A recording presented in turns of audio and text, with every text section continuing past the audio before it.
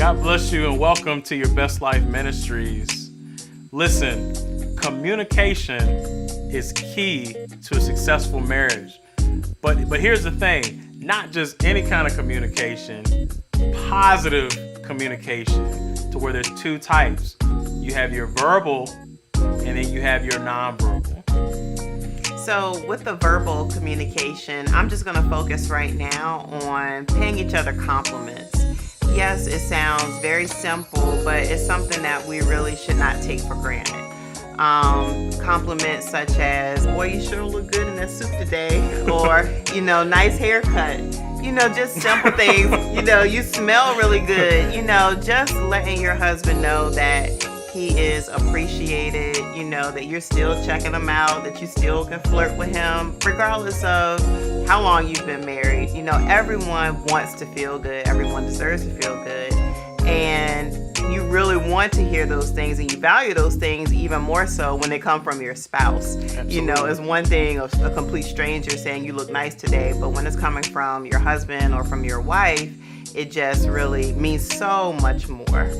All right, husbands, listen, one of the best decisions that you can make is by paying your wife compliments, letting her know that you're paying attention, letting her know that you think that she still looks good.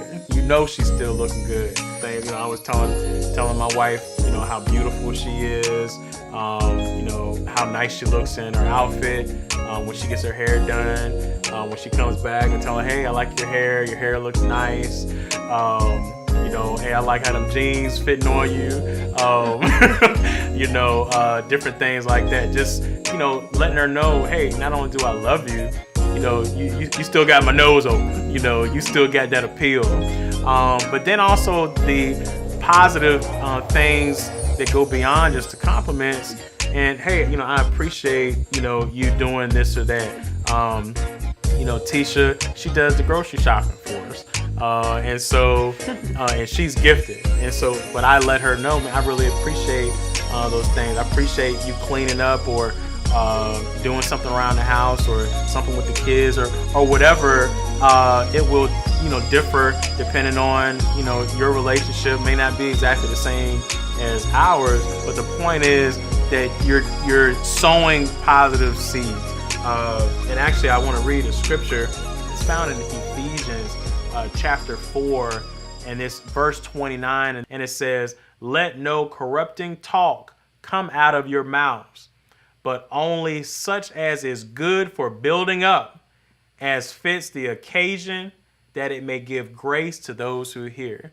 And so, bottom line, again, say positive things. Give that positive reinforcement.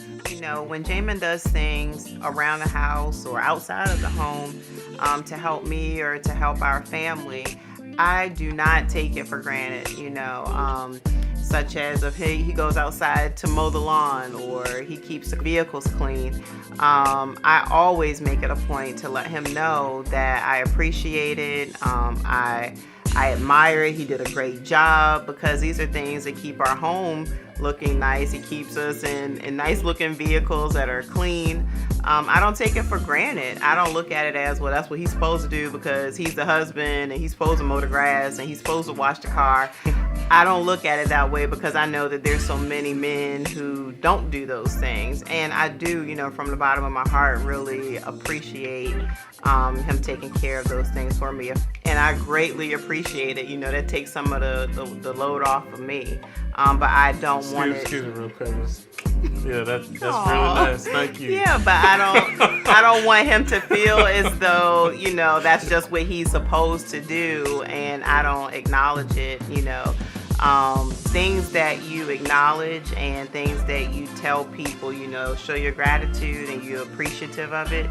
9 times out of 10, they're going to repeat those same behaviors. I know I am. Yeah.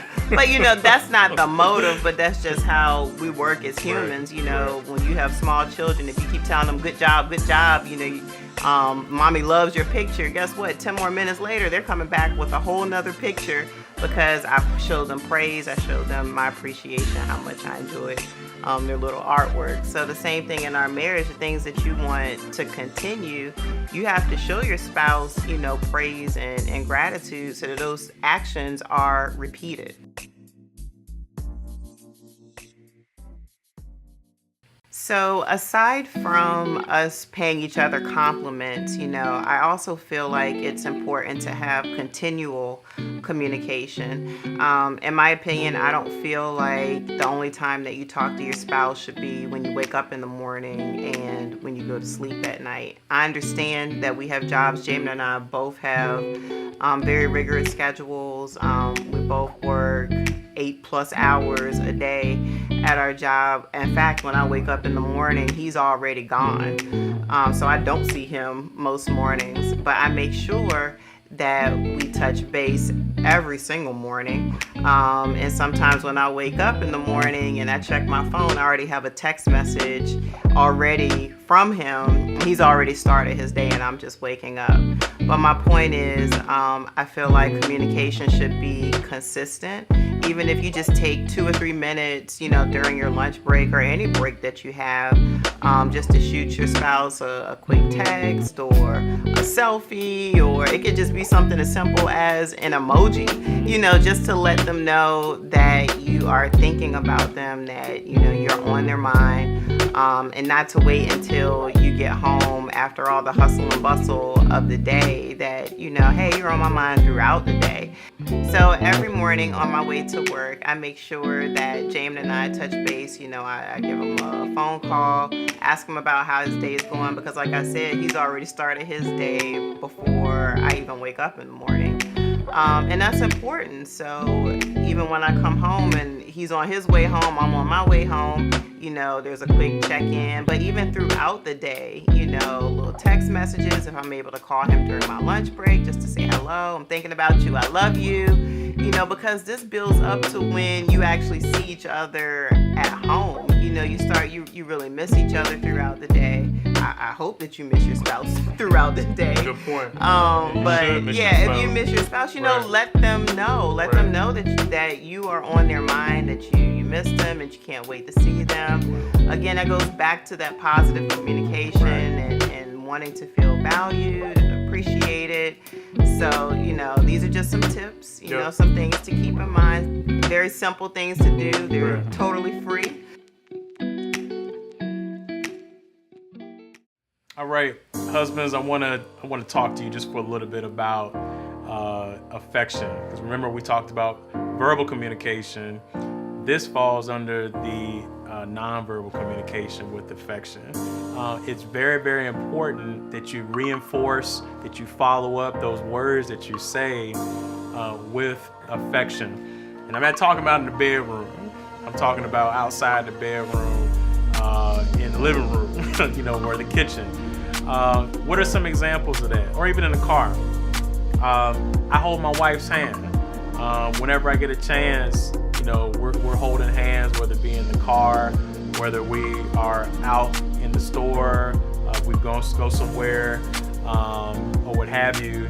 I take an opportunity to make sure, I hold hands with my wife, or I might put my hand on her leg as we're riding down the road in the car.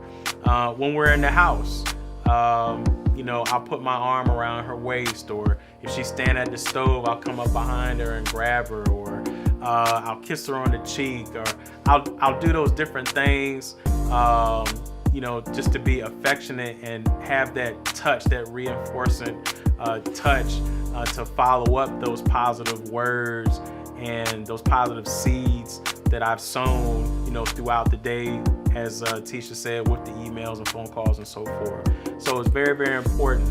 Now, if that leads to the bedroom, hey, it's all good.